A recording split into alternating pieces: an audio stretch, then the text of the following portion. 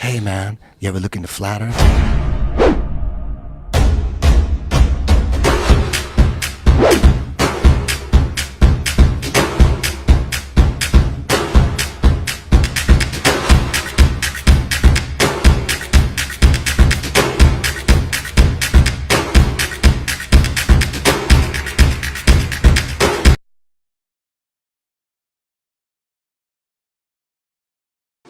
Alright, here's more documentation.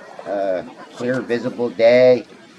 Uh, this footage right here ought to put the Earth Curve Calculator by Mick West in the dumps, because refraction is not playing a role in this.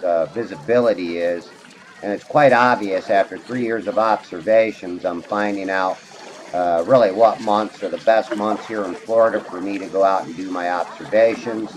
But one of the things I say is I like to catch all these effects and study them. And it's quite obvious to me that visibility plays the big role in viewing stuff that should be over the curve, but it's not.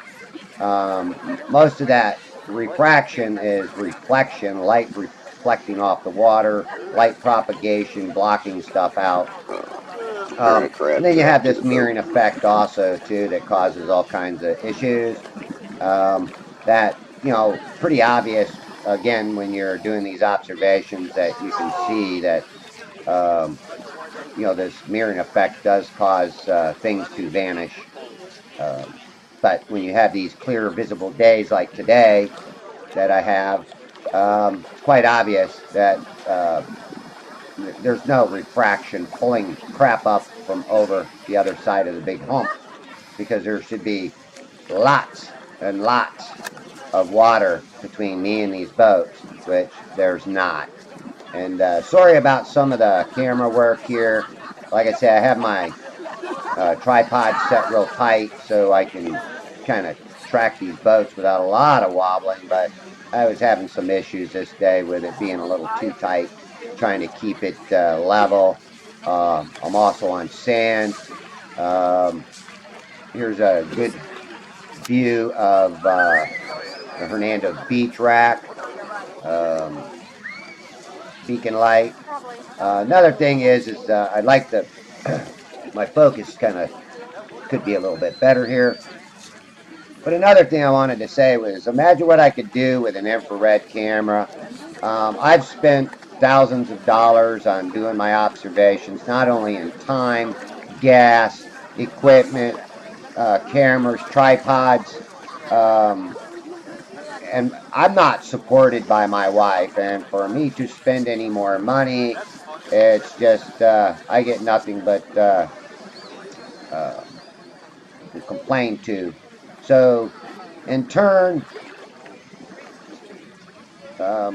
I put up a PayPal account for people that wanted to donate to help me get a infrared camera and or have my P1000 converted over to infrared. The only issue I got with the P1000 is that I bought a warranty on it, and I don't want my warranty voided. I bought a 3-year warranty, and if they void it, I'm not going to be able to do my P1000. I might have to go a different route, buy a camera that's already set up for infrared, but with a decent zoom on it.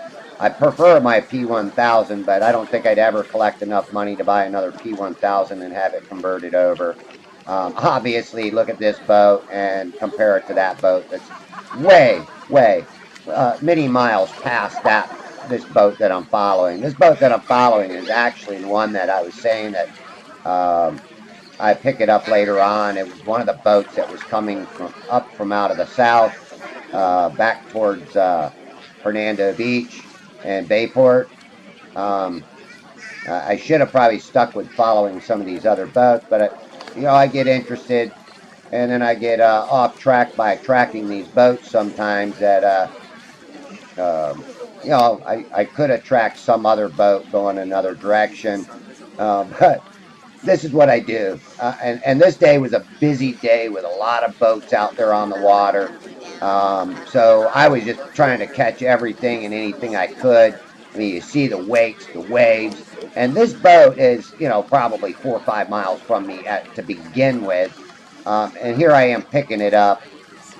Um, and, this is where, Mick West's Metabunk Earth Curve calculator does not compute in my head because obviously I'm tracking these boats.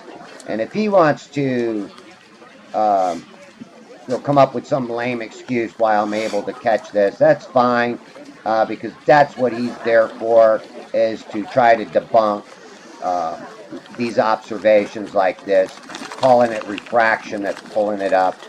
But anybody in their right mind, if they watch these type of videos, these type of observations, they'd realize that this is no refraction pulling these objects up to lay them flat out in front of us. These are actually good visibility days, just like the song that I can see for miles and miles and miles.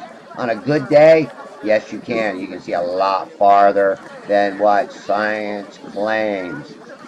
Again, like I said, I'm just documenting this day.